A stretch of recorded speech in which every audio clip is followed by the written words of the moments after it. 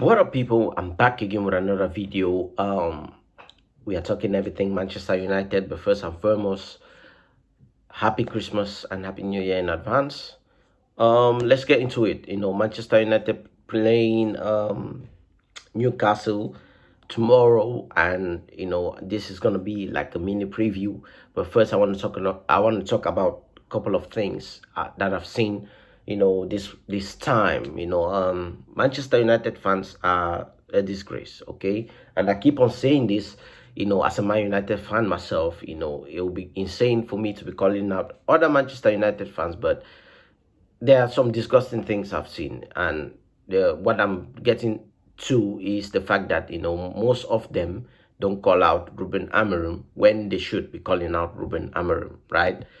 And the excuse I keep on getting is these players are shit. What is he supposed to do? Please excuse me with that. Before everything had got into Manchester United, I came out and said these players are not good enough. I got shut down immediately on Twitter. I got shut down. I kept suggesting things, people were shutting me down. Everything had got in, played his style of play in 2 games and saw that it was not working. We kept on losing massively. He changed and said, ooh, there's no way I can play this.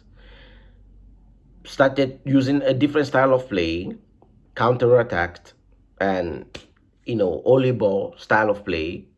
And we won some games. And we were winning. In a short period of time, we were winning games, right? And guess what? He took us to 3rd in the Premier League, went to Wembley twice, and won a Carabao Cup, playing a completely different style of play. In some games we lose, in some games we won, right? True. Peppering over the cracks. But he still managed to find a way. And the excuse Ruben Amorim is getting is because he got in, let me say, four games into the Premier League, into the beginning of the season, 4 games after. And people are calling it mid-season. Ruben Amorim got here. He has gotten his time to actually play with these players right now. So guess what? The backroom staff is getting sacked. The roof is still leaking. And all of these things, Ten Hag was saying it. Nobody wanted to hear it. So can you please tell me Ten Hag did not play his style of play and played other managers' players in his first season as well? So out of a sudden, 22 players are now shit in the whole. 22 players are shit in the system, and we are still giving him excuses. And the fan base is not calling this out in the name of let's wait and see and give this manager time. True, let's give him time, but till we get relegated, you will still be giving him time, and that's being delusional, and that's not being a fan. That's being stupid. That's being zombies just following around and saying, oh yes, because he said a storm is coming. Ruben Amorim said a storm is coming and did nothing to prevent the storm, did nothing to save himself. Yes, the storm is coming, but what are you doing, Mr. Man, to prevent the storm from actually reaching your way? It's still gonna come, cool, but it shouldn't be this bad. We are getting relegated. If this will continue, tell me where our next game is going to be, because we are playing Newcastle, evidently. And this same Newcastle, if we were playing, if Ten Hag was here, this wouldn't be as a lost game. But we are already saying, majority of the fan base are already giving up and saying, you know what, it's 3-0 Newcastle. Where are you? Where was this fan base when I kept on saying these players are not good enough? So out of a sudden now, you guys are now realizing, oh, they are totally not good enough, all 22 of them. No, the system is the problem, and we have to address that. We have to call Ruben Amorim and say, change something. And you guys will ask me, what is he supposed to change? These players are shit. For one, he should not be letting Bruno Fernandes play corners, for one. That's called in-game management. Oh, that's called a manager. That's called a head coach, whatever you want to call it, whatever stupid name you want to give. He is supposed to Tell Bruno Fernandes, please, I've seen your corners. Either you work on them or give it to Ama to play or give it to somebody else. Christian Eriksen. Any other player will cross the corner better than Bruno Fernandes.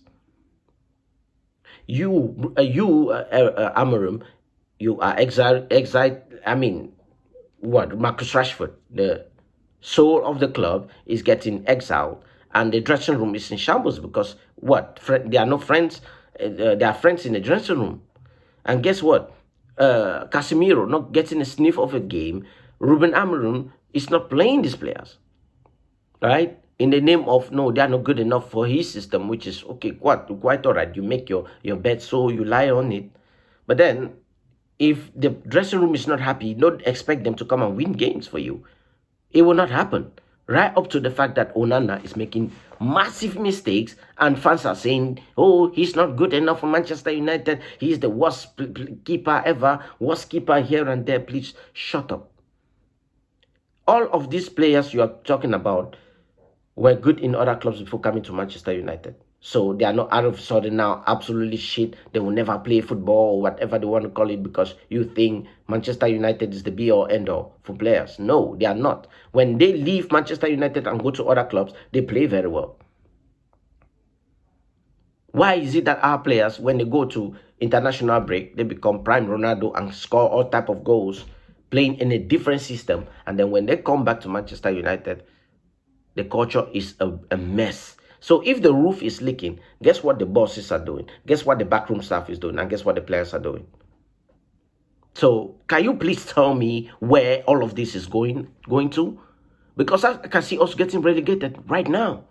And you guys want to cover this up and never calling out Ruben Amorim for what? Because he's wearing Monclers? Because he shaves very well. Oh, he's a young manager. Because he sniffs and everybody saying, oh wow, what a beautiful sniff. Like, oh wow, because he says smart things, in the pressers, and which is impressive, by the way. But then you are not doing anything to prevent whatever you said in there to make sure that we don't get faced by Jason Bournemouth. Bournemouth are twisting us 2-0. Games are just coming and passing us by, watching us lose. Teams are doubling up on Ahmad. What is he supposed to do? You manager, what are you doing to make sure that you change that? You wait too late to change players. Sometimes it works, sometimes it don't work. How many games has Garnacho played and has not been good? You bench him for a while and then make sure he gets his rest so that when he comes in, he gives up. One thing that child don't do is give up. He plays every single time and try to put his best. But guess what? The fan base is saying he's not good enough out of a sudden. But when he goes and plays in a different system, he will play better.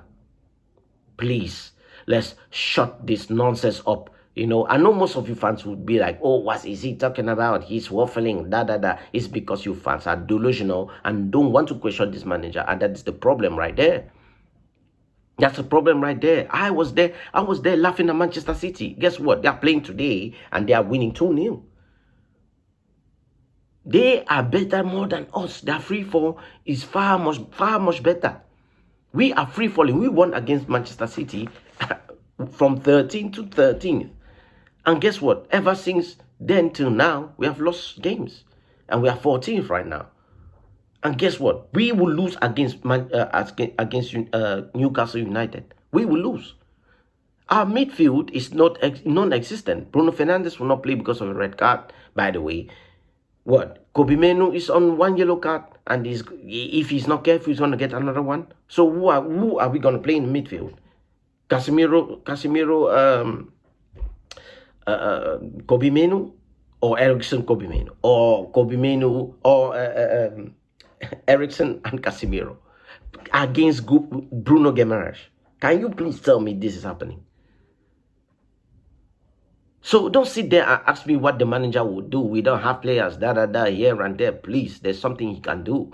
Erik Ten Hag had to adjust in his first season. I'm sorry. This man As we have seen a sample size right now, you can lose so many games before it becomes a question.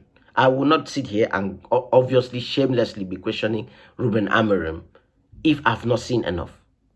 I have seen enough, and I've seen, okay, the only positive we have is, oh, we are not losing games. We are not conceding in open play.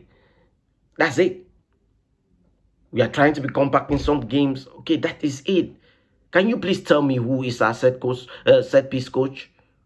Why is Amorim not making sure that is shut down? Another mistake. So I can just keep counting things that he should be doing as a head coach, or whatever stupid names you want to give him. Okay? He is questionable. He is not beyond any approach this season. He came in 4 to 5 games into the season. That is not good enough for you to just give up, throw the towel, and say, you can have me. That is not good enough, people. That is not good enough. And if you sit and actually believe this is what is happening and don't do nothing about it, then you guys are delusional. And then we will keep on fighting. Before everything had got to Manchester United, we never saw even one trophy. We never saw, if we were not even that good enough to be able to win anything. We were clocking half a decade with no trophies till he got here. Now, Eric Ten Hag has given you guys a little bit of a bragging rights, even more than he deserves, or more than you guys deserve. Now, here's the name. You guys are saying Eric Ten Hag is a criminal for bringing out these players. Who signed off the players? Who signed off the players? It was not Eric Ten Hag. Just because he said, get me this player, does not mean you should go and find out and see that, oh, they are giving a player who is worth 20 million, 50 million, and then you go and say, you know what, I'm going to pay 60 million to get the players. Eric Ten Hag did not sign off the players. He wanted players, but majority of them was not given to him, by the way. He kept giving up. Rasmus Højlund was not really what he wanted. He might come out and say it, but that was not his primary target. We got lucky that we found him at that price. Cool, whatever. But it was a lot. How many players did we sign off because the staff, the backroom staff, I mean, the backroom staff was not good enough to sign off players. They kept spoiling money here and there. And now we want to sit and blame Eric Ten Hag as if this was not happening before Eric Ten Hag got here. As if these are only Eric Ten Hag players and no other managers players. True, he signed Bruno Fernandes again, Marcus Rashford. He gave so many players chances. But what did they do? No, they got here and got corrupted. So again, people, stop this nonsense and excuses and by this manager. No, just because he predicted some things does not make him the second coming of Jesus Christ. No, he should be questioned. Okay, we keep losing this game, which we will. If we win against Newcastle, it will be a miracle. Like I was saying, people, stop making excuses for these players and stop making excuses for the manager. Okay, the players, of course, the Manchester United fan base is unanimous there. They are absolutely shit. And all of these players, in fact, the fact that the manager or the head coach keep allowing Bruno Fernandes to take corners, keep allowing players to play in a certain type of way. If you see that they are not playing very well, take them off. Okay, bring in players. Even if you don't trust them, they will show something at least. But again, the manager want to be stubborn and play his style of play in the name of, or if he changes his style, or he's a hypocrite, or is whatever, that means he doesn't know what he's doing. That means he has lost. Then we will keep on losing games in the name of, oh, he doesn't want to switch up something in his style. I'm not saying he should switch everything off. No, I'm saying there's something you can do in game to make us not lose. At least